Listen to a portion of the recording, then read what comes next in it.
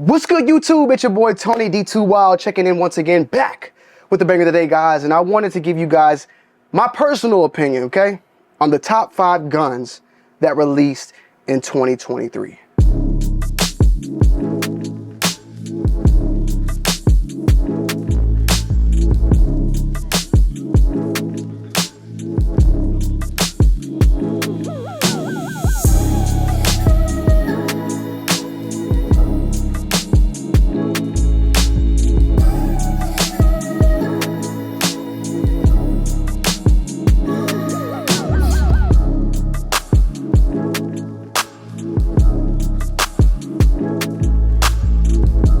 Now listen, I'm not the expert shooter here at the end of the day. I'm just a guy that loves guns, a citizen of the United States, a civilian, no law enforcement history, no military history, a guy that just, follows the laws and follows the 2A amendment, and 2A amendments speaking in doubles, but it follows the Second Amendment. I have the Second Amendment and I execute my right to have the Second Amendment. And I love guns. I love shooting them. I love having fun. Practicing them, the targets, target practice. I love the mechanics behind it. I've grown to love everything about it. And safety, I love that as well. So with that being said, just take this list as a personal opinion. This list is not a list that's telling you what the best is. It's just what I liked the most, what I think was the best for this year. There was tons of variants, tons of new guns, and just different things, but I'm just giving you guys based upon what I've seen on YouTube from others, and a lot of this is also what I've experienced myself. So, with number 5, let's get it popping. Coming in at number 5, we have the Beretta A300 Patrol. Now, I've shot the Beretta A300 Patrol, and I liked it. I liked it a lot. I, though, went with the Beretta 1301 this year, picking that one up, that shotgun up, which I think is phenomenal, amazing, at the end of the day. But what Beretta did with the A300 is pretty much take some of those key components from the 1301 and put it in a more budget-friendly package in a shotgun, and they delivered that with the A300 that released this year.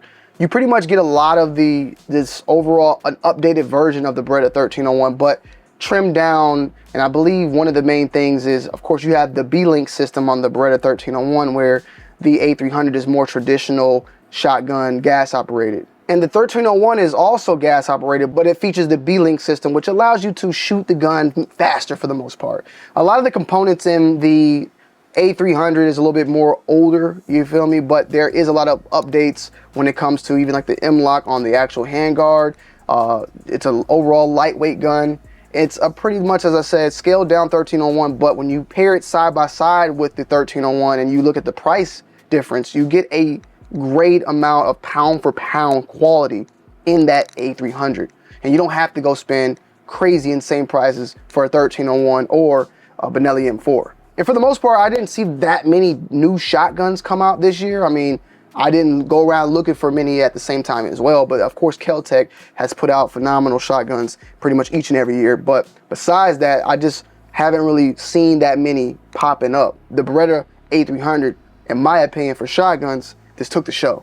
That's number 5. Coming in at number 4, we had the Sig P226 X5 Legion. The P226 speaks for itself, one of the most iconic pistols out there.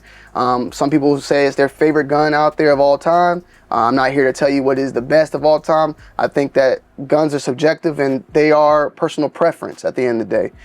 But at the same time, like the HK platform, HKs are just probably like the 416.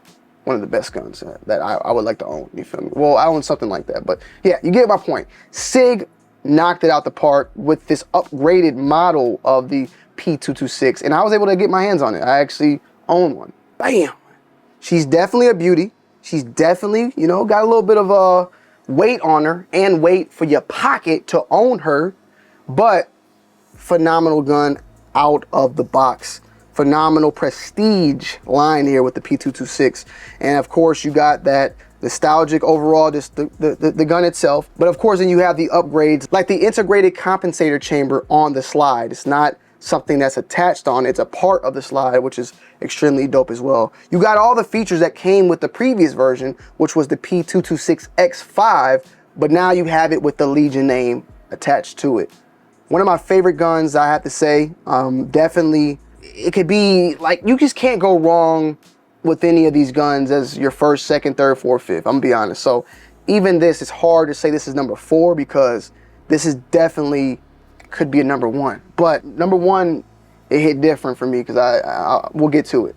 Coming in at number 3, we have the Sig Sauer MCX Spear in the 308. Now, before y'all start calling me Sig fanboys, I get it, I understand, and I respect it. But we did see this gun back in 2022. We did get the Spear LT, I want to say, back in 2022 as well. But it wasn't till 2023 that the actual MCX was released to the public in the semi-automatic 308 caliber, as well as coming soon, I think, still hasn't released the 6.5 Creedmoor version. And maybe down the road, the 227 Fury, I always get it wrong, is it 227 or 277? Correction, 277 Fury. So overall, though, solid gun, definitely a pricey gun at the end of the day as well. Like, let's not take away from the fact of that, but it's definitely earned its right. I mean, this is the gun of the military. Not saying that just because it's the gun of the military, it's the best gun ever, but it's definitely a gun that hit the airways and still is a gun for a lot of people on their grail list, you know, their Christmas list at the end of the day. And yeah, stay tuned for the full-on review on this. This is a monster. It's a monster, and I'm looking forward to seeing what they do down the pipeline with this platform, because I've seen a lot of images of different versions of this. Like, they changed this gun from being the typical, I want to say, was like the 13.5 inch barrel, the 13.2. It's a very shorter one. Then they make the 16 inch for the more, you know, NFA legalized. But there's variants of this rifle I've seen that's had different barrels on it, different stocks on it, more of a marksman rifle, designated marksman rifle, SPR, all the above. So there's a lot of variations in this gun that we'll be seeing down the pipeline, and the things that'll probably change out. But that doesn't take away from the fact that this is just number 3. Okay, take it or leave it.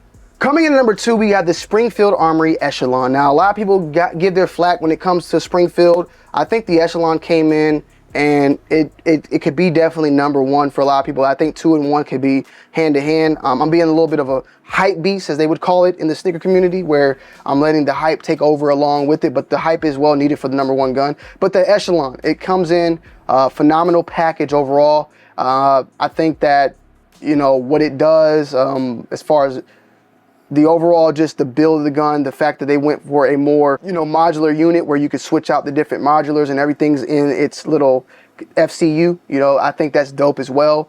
And just taking the striker fire pistols moving forward a step, you know, what other companies have been doing for years, like Glock, taking those things and then just taking it a step forward. I do still feel like the Springfield Echelon played a lot in to what, you know, what Walter's been doing with the PDP, and I would have loved to put the PDP match steel frame in this list, but is this such a new gun that it's kind of hard to just put that as a top 10. I think the Echelon deserves itself to be at the number 2 spot, number 3 spot for a lot of people at the end of the day. And then the price point for it is a very, very competitive price point for what you get with all the mounting systems, the different modular units for the different hand grips and all that. You get a lot for it, a lot of bang for the buck. I had a great time shooting it, and it's definitely a gun that you can use duty, you can use for home defense, and I don't think it's, I mean, it's a little big, but it's not, I still think you can wear it concealed if you do it correctly. So with that being said, number 2, the Springfield Echelon.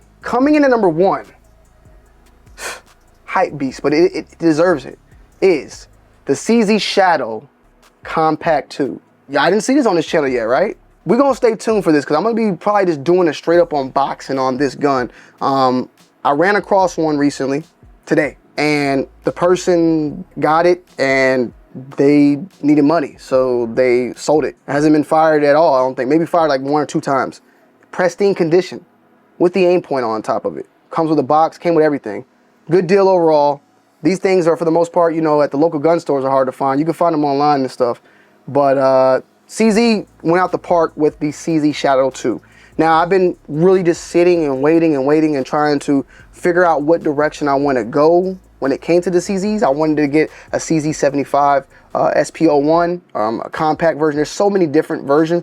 The CZ75, I just seen there's so many different versions that I wanted, but all of them lacked, of course, the optic ready, which there's nothing wrong with it. I want to probably still grab a 75 SPO1 and just have one that's iron sighted out but I definitely wanted to have one also that had a red dot. And when it came to that, your only best bet right now are the shadows from the full size as well as the compact. You could of course get the 75 SP01 and get it milled, but I just didn't want to do all that. So with that being said, I came across this today from the luck of the Irish, okay? This is it was a luck. I was just driving by, headed back home, and something told me to swing by my local gun store, Main Street, salutes to Main Street, and this bad boy was sitting on the table and came in the day before. I recently saw something like that happen before and said I'll come back, and I came back and that gun was gone, so it was time to, you know, make a maneuver at the end of the day. She's a beauty.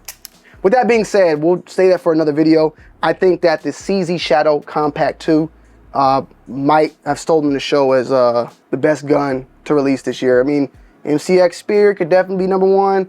All these guns, maybe I'm just being a hype beast, maybe it's the fact that I just got this that I'm going crazy and it's up there, but I definitely think there's a lot of people that can agree with me that this has been one of the guns that has been well talked about, well loved, all the above, and spoken highly of this past year. So let me know what you guys think, if I'm right or wrong. So yeah, guys, let me know you guys' thoughts and opinions down below in the comment section. As always, I love y'all and I appreciate the love and support on this channel continuously. Make sure you hit the like button, comment down below, and subscribe to the channel if you're new. And I'm gonna see you guys and girls in the next one. I'm out.